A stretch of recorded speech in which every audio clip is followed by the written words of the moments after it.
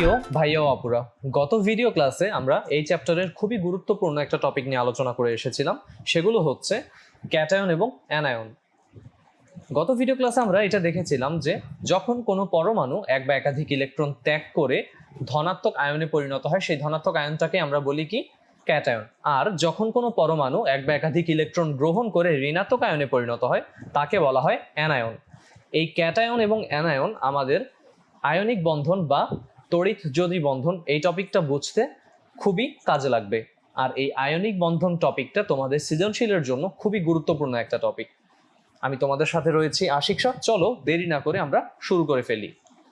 তোমরা ইতিমধ্যেই কিন্তু জেনে এসেছো যে ধাতুগুলোর আয়নীকরণ শক্তির মান অনেক কম হওয়ায় এরা অতি সহজে সর্বশেষ শক্তি স্তরের এক বা একাধিক ইলেকট্রন ত্যাগ করে ধনাত্মক আধান বিশিষ্ট আয়ন বা ক্যাটায়নে পরিণত হয়। যেমন গত ভিডিও ক্লাসে আমরা উদাহরণ হিসেবে দেখে এসেছিলাম যে আমরা সোডিয়ামের ক্ষেত্রে দেখেছি কিংবা লিথিয়ামের ক্ষেত্রে দেখেছি যে তারা কিভাবে ইলেকট্রন ত্যাগ করে ক্যাটায়নে পরিণত হচ্ছে।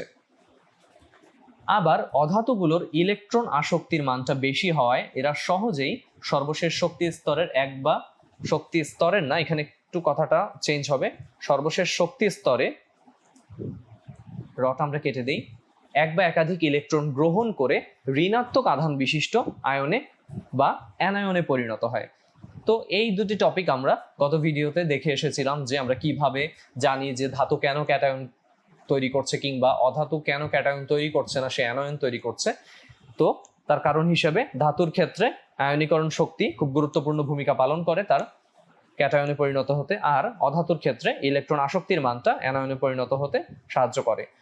এইভাবে এই যে ক্যাটায়ন এবং অ্যানায়নটা সৃষ্টি হলো, এই সৃষ্ট বিপরীত আধান বিশিষ্ট কিংবা বিপরীত চার্জ বিশিষ্ট এই ক্যাটায়ন ও অ্যানায়নের মধ্যে স্থির বৈদ্যুতিক আকর্ষণ বল বা ইলেকট্রোস্ট্যাটিক বল কাজ করে। এই ইলেকট্রোস্ট্যাটিক বল বা স্থির বৈদ্যুতিক আকর্ষণ বলটা কোনটা? আমরা কুলম্বের সূত্র জানি যে ইলেকট্রোস্ট্যাটিক বল বা কুলম্ব আকর্ষণ বল বলতে যেটা বোঝায় সেটা হচ্ছে বিপরীত ধর্মের আধান, অর্থাৎ ধনাত্মক ও ঋণাত্মক আধান পরস্পরকে আকর্ষণ করবে।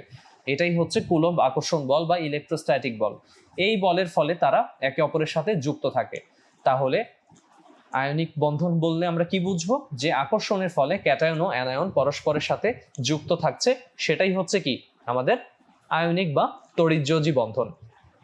এখন আমরা একটা উদাহরণ দেখব। এই উদাহরণটা হচ্ছে সোডিয়ামকে নিয়ে এবং ক্লোরিনকে নিয়ে। আমরা জানি যে সোডিয়াম পরমাণুর সর্বশেষ কক্ষপথে রয়েছে একটি ইলেকট্রন এবং সেই একটি ইলেকট্রন ত্যাগ করে নিষ্ক্রিয় গ্যাসের মতন ইলেকট্রন বিন্যাস অর্জন করে ফেলতে পারে। যখন সোডিয়াম এই ইলেকট্রনটি ত্যাগ করে ফেলবে তার সর্বশেষ কক্ষপথ হবে এটা, এবং সেই কক্ষপথে মোট 8টি ইলেকট্রন অর্থাৎ অষ্টক দ্বারা পূর্ণ। এবং এই সর্বশেষ কক্ষপথে 8টি ইলেকট্রন গঠন করে সোডিয়াম পরমাণু থেকে সে সোডিয়াম প্লাস ক্যাটায়নে পরিণত হয়ে যায়। অপরদিকে আমরা যদি এই মৌলটাকে দেখি, এটা হচ্ছে ক্লোরিন। আমরা জানি যে ক্লোরিনের 3টি শক্তি স্তরে তার 17টি ইলেকট্রন সুবিন্যস্ত ভাবে থাকে। প্রথম শক্তি স্তরে 2টি, দ্বিতীয়তে 8টি এবং তৃতীয়তে 7টি। ক্লোরিনের ক্ষেত্রে ক্লোরিন তার সর্বশেষ কক্ষপথে একটি ইলেকট্রন গ্রহণ করতে চায়। গ্রহণ করে সে কি তার কাছাকাছি যে নিষ্ক্রিয় গ্যাস অর্থাৎ আর্গনের মতন ইলেকট্রন বিন্যাস অর্জন করতে চায়, তাই তো? এখন এই সোডিয়াম এবং ক্লোরিনের সমন্বয়ে আমরা যদি একটা যৌগ গঠন করতে চাই তখন কি ঘটনা ঘটবে? তখন আমরা দেখব যে এই যে সোডিয়ামের ত্যাগ করে দেওয়া যে ইলেকট্রনটা সেটা ক্লোরিন গ্রহণ করছে। গ্রহণ করে তার শেষ কক্ষপথে 8টি ইলেকট্রন হয়ে সে ক্লোরাইড আয়নে পরিণত হচ্ছে। এবং এই সোডিয়াম আয়ন এবং ক্লোরাইড আয়ন তখন কি ঘটনাটা ঘটে একটু দেখে নেই আমরা। এই যে ঘটনাটা একটু লক্ষ্য করি, কি হলো একটু লক্ষ্য করো। আমরা আরেকবার অ্যানিমেশনটা প্লে করি। প্রথমে সোডিয়াম এবং ক্লোরিন পরমাণু এভাবে থাকে, এরপরে সোডিয়াম ইলেকট্রনটি ত্যাগ করে, সেটা ক্লোরিন গ্রহণ করে। তাহলে সোডিয়াম ইলেকট্রন ত্যাগ করে সোডিয়াম ক্যাটায়নে পরিণত হলো Na+, আর ক্লোরিন সোডিয়ামের ত্যাগ করে ইলেকট্রনটা গ্রহণ করে ক্লোরাইড আয়নে পরিণত হলো। এভাবে তাহলে একটা ধনাত্মক আয়ন সৃষ্টি হলো যেটা হচ্ছে সোডিয়াম প্লাস, আরেকটা হচ্ছে ঋণাত্মক আয়ন যেটা হচ্ছে কি ক্লোরাইড আয়ন Cl-। এই ধনাত্মক এবং ঋণাত্মক আয়ন পরস্পরের সাথে স্থির বৈদ্যুতিক আকর্ষণে আবদ্ধ হয়। এই আকর্ষণ বলটাই হচ্ছে আয়নিক বন্ধন। তাহলে এইটা হচ্ছে আমাদের সোডিয়াম ক্লোরাইড। আর কিভাবে গঠিত হলো তোমরা যখন পরীক্ষার খাতায় লিখবে তোমরা এইভাবে জিনিসটাকে লিখবে। কি ঘটনাটা ঘটছে এখানে, তাহলে এই যে সোডিয়াম এই ইলেকট্রনটাকে ত্যাগ করে দেয়, ওই ত্যাগ করা ইলেকট্রনটা ক্লোরিন গ্রহণ করে সোডিয়াম আয়ন এবং ক্লোরাইড আয়ন গঠন করে এবং তারা পরস্পরের খুব কাছাকাছি থাকে। একটু খেয়াল করে দেখো, এখানে সোডিয়াম পরমাণু যোগ ক্লোরিন পরমাণু যখন তারা বন্ধনে আবদ্ধ হয়ে গেল, সোডিয়াম ক্লোরাইড গঠন করলো, তখন দেখো সোডিয়াম আয়নের খুব কাছাকাছি ক্লোরিন আয়নকে দেখানো হয়েছে। তোমরা কিন্তু পরীক্ষার খাতায় এদের মাঝখানে খুব একটা বেশি গ্যাপ রাখবে না, কারণ আমরা ইতিমধ্যেই বলে এসেছি যে ধনাত্মক আয়ন এবং ঋণাত্মক আয়ন পরস্পরকে কি স্থির বৈদ্যুতিক আকর্ষণ বলে বা ইলেকট্রোস্ট্যাটিক বল বা কুলম্ব বলে আকর্ষণ করে কি করে, আয়নিক যৌগটাকে গঠন করে। আর এই বন্ধনটাকে আমরা কি বলছি, আয়নিক বন্ধন। এখানে কি ঘটেছে তাহলে, এই যে দেখো বিক্রিয়াতে বা আমরা যদি সমীকরণ আকারে দেখাই, সোডিয়াম একটি ইলেকট্রন ত্যাগ করে সোডিয়াম প্লাস বা সোডিয়াম আয়নে পরিণত হয়েছে, যেটা হচ্ছে একটা ক্যাটায়ন। ক্লোরিন একটা ইলেকট্রন গ্রহণ করে ক্লোরাইড আয়নে পরিণত হয়েছে, যেটা হচ্ছে একটা অ্যানায়ন।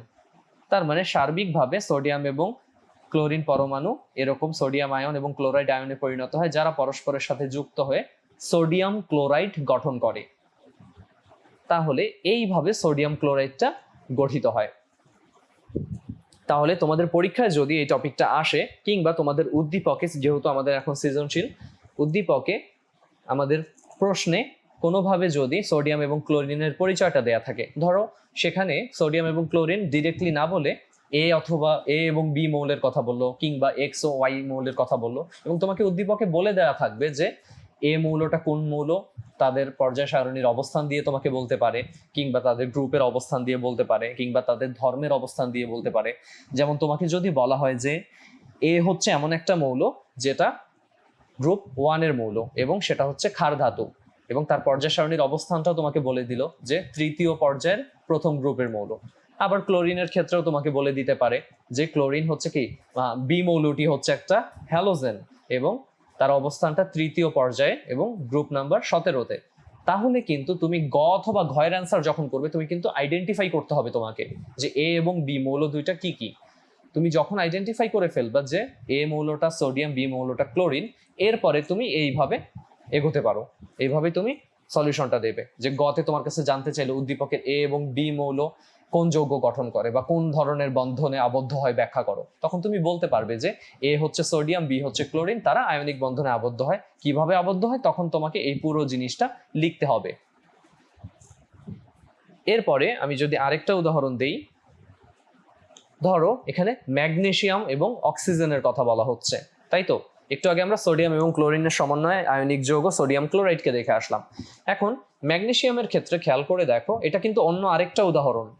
ম্যাগনেসিয়ামের ক্ষেত্রে দেখো তার শেষ কক্ষপথে দুটি ইলেকট্রন রয়েছে। তো ম্যাগনেসিয়াম যেহেতু মৃৎক্ষার ধাতু, গ্রুপ 2 এর মৌল, সে চাইবে যে তার শেষ কক্ষপথে দুটি ইলেকট্রনকে কি করতে, ত্যাগ করতে, করে Mg2+ মানে ম্যাগনেসিয়াম 2+ আয়নে পরিণত হতে। আর অক্সিজেনের ক্ষেত্রে লক্ষ্য করো, সে হচ্ছে গ্রুপ 16 এর মৌল, তার শেষ কক্ষপথে ইলেকট্রন রয়েছে 6টি। তাহলে অক্সিজেন কি চাইবে? অক্সিজেন চাইবে যে সে যাতে অন্য কোথাও থেকে দুটি ইলেকট্রন গ্রহণ করে নিষ্ক্রিয় গ্যাস নিয়নের মতন ইলেকট্রন বিন্যাস অর্জন করে ফেলতে পারে। তখন সে অক্সিজেন থেকে অক্সাইড হয়ে যাবে, O2-, তাই তো? এবার আমি যদি ম্যাগনেসিয়াম এবং অক্সিজেনের একটা যৌগ বানাতে চাই, তাহলে ঘটনাটা কি? ঘটনাটা এরকম না যে ম্যাগনেসিয়ামের ছেড়ে দেওয়া দুটো ইলেকট্রন অক্সিজেন নিয়ে ফেলবে। এই একটু খেয়াল করো, এখানে ম্যাগনেসিয়াম এবং অক্সিজেন রয়েছে তাদের পরমাণু হিসেবে। যখন এই ঘটনাটা ঘটবে, এই যে লক্ষ্য করো কি ঘটনা ঘটলো, ম্যাগনেসিয়াম তার শেষ কক্ষপথে দুটি ইলেকট্রন ত্যাগ করে দিল, করে ম্যাগনেসিয়াম 2+ আয়নে পরিণত হলো, এবং তার ইলেকট্রন বিন্যাসটা হলো কার মতন? তার কাছাকাছি নিষ্ক্রিয় গ্যাস নিয়নের মতন, তার অষ্টকপূর্ণ। তার ছেড়ে দেওয়া দুটো ইলেকট্রন গ্রহণ করলো কে? অক্সিজেন পরমাণু। অক্সিজেনের শেষ কক্ষপথে আগে 6টা ইলেকট্রন ছিল, এখন হয়ে গেল 8টা, এবং এতে করে সে অক্সাইড আয়নে পরিণত হলো, O2-, এবং তার ইলেকট্রন বিন্যাসটা হলো তার কাছাকাছি নিষ্ক্রিয় গ্যাস নিয়নের মতন, তাই তো? এবার এটা হচ্ছে একটা ধনাত্মক আয়ন বা ক্যাটায়ন, এটা হচ্ছে একটা ঋণাত্মক আয়ন বা অ্যানায়ন। তাদের চার্জ পরস্পর বিপরীত, এর চার্জ হচ্ছে পজিটিভ, এর চার্জ হচ্ছে নেগেটিভ। এই ধনাত্মক এবং ঋণাত্মক আয়ন পরস্পরের কাছাকাছি এসে এখন কি করবে?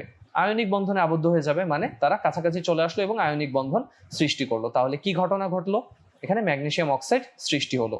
তাহলে তুমি যখন পরীক্ষার খাতায় লিখবে তুমি এভাবে পরমাণু দেখাবে, এভাবে ইলেকট্রন দুটো ত্যাগ করছে ম্যাগনেসিয়াম, তার ত্যাগ করা ইলেকট্রন অক্সিজেন গ্রহণ করছে, এভাবে তীর চিহ্ন দিয়ে তুমি বোঝাবে। কারণ পরীক্ষার খাতায় তো আমাদের অ্যানিমেশন বানানোর সুযোগ নেই, তার মানে আমরা এইভাবে লিখবো। তারপরে তীর চিহ্ন দিয়ে কিভাবে ম্যাগনেসিয়াম অক্সাইডটা গঠিত হলো, এই যে ম্যাগনেসিয়াম 2+ আয়ন, O2- আয়ন, তাদেরকে একটু কাছাকাছি দেখাবে। ওকে, এখানে জোড়া লাগিয়ে দিতে হবে এমন না, একটু কাছাকাছি দেখাবে পরস্পরের।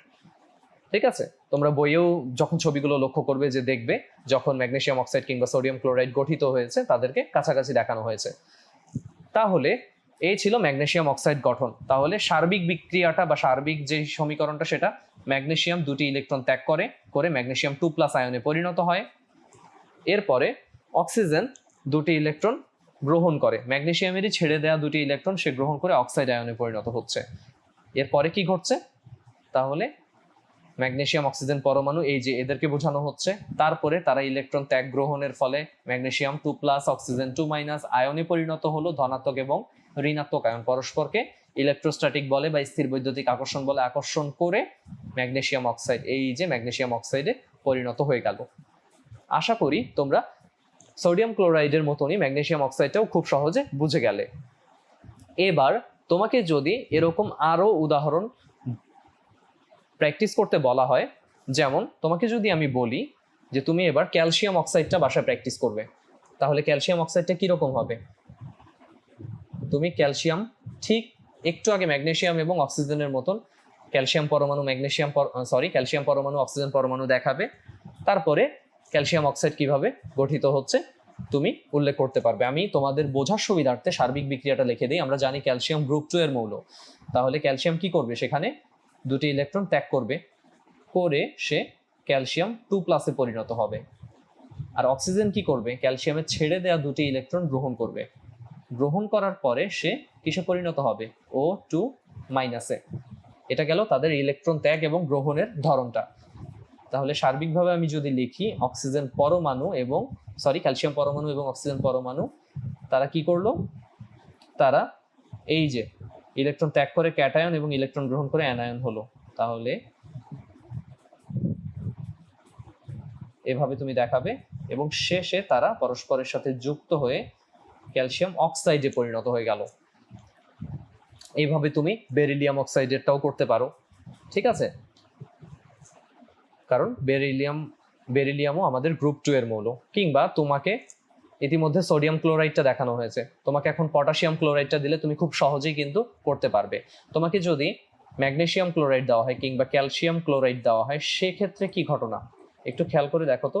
সোডিয়াম ক্লোরাইডটা সহজে পারা গেছে, কারণ সোডিয়াম একটা ইলেকট্রন ত্যাগ করে, ক্লোরিন একটা গ্রহণ করে নেয়। ক্যালসিয়াম ক্লোরাইডের ক্ষেত্রে কি ঘটনা ঘটবে? যারা বুদ্ধিমান তারা ইতিমধ্যেই বুঝে গেছো যে ক্যালসিয়াম এখানে দুটি ইলেকট্রন ত্যাগ করে, তাই তো। আর এখানে আমার তাহলে কয়টি ক্লোরিন পরমাণু লাগবে? দুটি ক্লোরিন পরমাণু লাগছে। তাহলে এই দুইটা ইলেকট্রনের একটা ইলেকট্রন একটা ক্লোরিন পরমাণু নেবে, এই ইলেকট্রনটা অপর ক্লোরিন পরমাণুটা নেবে। ঠিক আছে, তার মানে ক্যালসিয়াম ক্লোরাইড বানাতে গেলে তোমার ক্যালসিয়াম পরমাণু লাগছে একটা, ক্লোরিন পরমাণু কিন্তু লাগছে দুইটা। খেয়াল করে দেখো। এবং কিভাবে ক্যালসিয়ামের ছেড়ে দেয়া এই যে দুইটা ইলেকট্রন কে গ্রহণ করবে? দুই ক্লোরিন পরমাণু গ্রহণ করবে। তাহলে তুমি বাসায় ক্যালসিয়াম ক্লোরাইডের যৌগটা কিভাবে হচ্ছে সেটা অবশ্যই প্র্যাকটিস করবে, কারণ এখানে আমার কিন্তু ডায়াগ্রাম দুটো না বরং তিনটা। কেন? ক্যালসিয়ামের জন্য একটা, ক্লোরিনের জন্য দুইটা, মানে তিনটা। যেমন সোডিয়াম ক্লোরাইডে সোডিয়ামের জন্য একটা ডায়াগ্রাম ছিল, ক্লোরিনের একটা, এরকম না, এখানে মোট ডায়াগ্রাম কয়টা হবে? তিনটা হবে।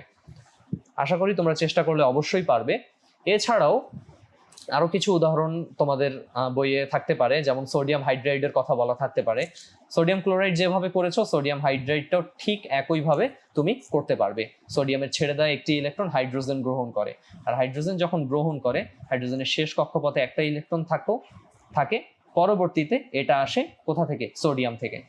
এইভাবে হাইড্রোজেনের কি হয়, হাইড্রোজেনটা ইলেকট্রন গ্রহণ করে ঋণাত্মকে পরমাণুতে পরিণত হয়। অর্থাৎ যাদের এখনো বুঝতে অসুবিধা হচ্ছে, আমি একটু ভেঙে দেখাই। সোডিয়াম একটা ইলেকট্রন ত্যাগ করে সোডিয়াম প্লাসে পরিণত হয়। আর এখানে কি ঘটনা ঘটে? হাইড্রোজেন একটা ইলেকট্রন তার ছেড়ে দেওয়া ইলেকট্রনটা গ্রহণ করে H- হয়ে যায়। এখন তোমরা বলতে পারো যে ভাই আমরা দেখে এসেছিলাম যে অন্যান্য যৌগগুলোতে যেমন HCl কিংবা HF এগুলোতে হাইড্রোজেন সামনে থাকছে, কিন্তু সোডিয়ামের সাথে যখন হাইড্রোজেন যুক্ত হচ্ছে তখন সে পরে কেন?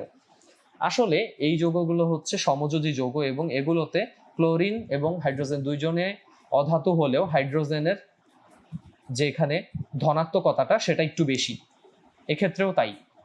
কিন্তু সোডিয়াম আর হাইড্রোজেনের ক্ষেত্রে হাইড্রোজেনের তুলনায় সোডিয়ামের তড়িৎ ধনাত্মকতাটা কিন্তু বেশি। একে তো সোডিয়াম নিজেই ধাতু, হাইড্রোজেন অধাতু, আর এক্ষেত্রে কি আমাদের ধনাত্মক আয়ন হিসেবে কিন্তু সোডিয়ামটাই হবে। তার মানে হাইড্রোজেন যখন এই ধাতুদের সাথে যুক্ত হয় তখন সে অধাতুর মতন আচরণ করছে, আর যখন সে অধাতুর সাথে যুক্ত হচ্ছে তখন সে ধাতুর মতন কিছুটা আচরণ করছে, মানে সেই সামনে থাকছে, এরকম বিষয়টা। আচ্ছা, তোমরা যাতে ক্যালসিয়াম ক্লোরাইডেরটা খুব সহজে বাসায় করতে পারো, আমি জাস্ট তাদের সংকেতটা দেখিয়ে দিই। ক্যালসিয়াম দুটো ইলেকট্রন ত্যাগ করবে, করে ক্যালসিয়াম 2+ বানাবে, আর ক্লোরিন কি করবে? একটা ইলেকট্রন গ্রহণ করে ক্লোরাইড পরমাণুতে পরিণত হবে। কিন্তু এখান থেকে সে 2টা ইলেকট্রন ত্যাগ করছে, তার মানে কি 2টা ক্লোরিন পরমাণু 2টা ইলেকট্রন, মানে একটা একটা করে আর কি 2টা ইলেকট্রন গ্রহণ করে 2টা ক্লোরাইডে পরিণত হবে। এবং তখন তুমি কিন্তু এভাবে লিখবে যে ক্যালসিয়াম 2+ এবং 2টা ক্লোরাইড আয়ন মিলে কিন্তু আমার এখানে ক্যালসিয়াম ক্লোরাইডটা বানাবে। এই জিনিসটা তোমরা মানে ক্যালসিয়াম ক্লোরাইডেরটা তোমরা কিন্তু সবাই বাসায় আমাদের যে ডায়াগ্রামগুলো ছিল ওই ডায়াগ্রাম অনুযায়ী অবশ্যই প্র্যাকটিস করবে। এরকম আরো কিছু যৌগ তোমরা প্র্যাকটিস করতে পারো।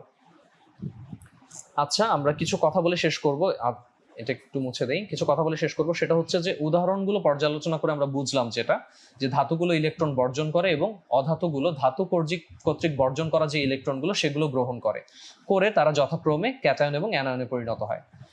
এই ক্যাটায়ন ও অ্যানায়ন পরস্পরের কাছাকাছি আবদ্ধ হয়ে আয়নিক বন্ধনটা তৈরি করে। এবং উল্লেখ্য যে পর্যায় সারণীর 1 এবং 2 নম্বর গ্রুপের যে ধাতব মৌলগুলো আর 16-17 নম্বর গ্রুপের যে অধাতব মৌলগুলো তারা সাধারণত আয়নিক বন্ধন গঠন করে। হ্যাঁ, তুমি গ্রুপ 1-2 এর ক্ষেত্রে দেখলে এখানে পটাশিয়াম, ক্যালসিয়াম, ম্যাগনেসিয়াম এরা ছিল। আবার 16-17 গ্রুপের ক্ষেত্রে তুমি লক্ষ্য করলে যেখানে ক্লোরিন, ফ্লোরিন কিংবা অক্সিজেন এরা ছিল যারা আয়নিক বন্ধনে অংশগ্রহণ করছে। কিন্তু প্রত্যেকটা নিয়মেরই কিছু ব্যতিক্রম থাকে। যেমন 13 নম্বর গ্রুপে যে অ্যালুমিনিয়াম রয়েছে, অ্যালুমিনিয়াম কিন্তু গ্রুপ 1 বা 2 এর মৌল না। তা না হওয়া সত্ত্বেও সে আয়নিক বন্ধন গঠন করে। অন্যান্য মৌলসমূহ, আচ্ছা এটাতে পরের লাইনটা একটু পরে বলছি। অ্যালুমিনিয়ামের ক্ষেত্রে অ্যালুমিনিয়াম কিন্তু আয়নিক বন্ধন গঠন করে, আয়নিক যৌগ গঠন করে, যেমন অ্যালুমিনিয়াম অক্সাইড Al2O3, সেখানে কিন্তু কি ঘটনা ঘটে? সেখানে আমাদের আয়নিক বন্ধন ঘটে। ঠিক আছে, এটা আমরা মনে রাখবো, এই ব্যতিক্রম হিসেবেই মনে রাখবো আমরা। এবং পরবর্তীতে আরো যেটা বলা হচ্ছে যে অন্যান্য মৌলসমূহ তাদের সর্বশেষ স্তরে অনেক বেশি ইলেকট্রন ধারণ করার কারণে তারা ইলেকট্রন বর্জন বা গ্রহণ করার প্রবণতা দেখাচ্ছে না। যেমন কার্বনের কথা চিন্তা করো, কার্বন কিন্তু বেশিরভাগ ক্ষেত্রেই তোমার সমযোজী বন্ধন প্রদর্শন করে, কারণ তার শেষ কক্ষপথে 4টি ইলেকট্রন। কিংবা ফসফরাসের কথা, সে শেষ কক্ষপথে তার ইলেকট্রন সংখ্যা হচ্ছে 5টি। ঠিক আছে, কিংবা নাইট্রোজেনের কথা, নাইট্রোজেন বেশিরভাগ ক্ষেত্রেই সমযোজী বন্ধন গঠন করছে। তো ওই ঘটনাগুলোর জন্য যেখানে ইলেকট্রন গ্রহণ বা বর্জন সম্ভব নয় সেখানে আয়নিক বন্ধনটা আসলে হয় না, সেখানে সমযোজী বন্ধনটাই খুব ভালোভাবে কার্যকরীভাবে হয়ে থাকে।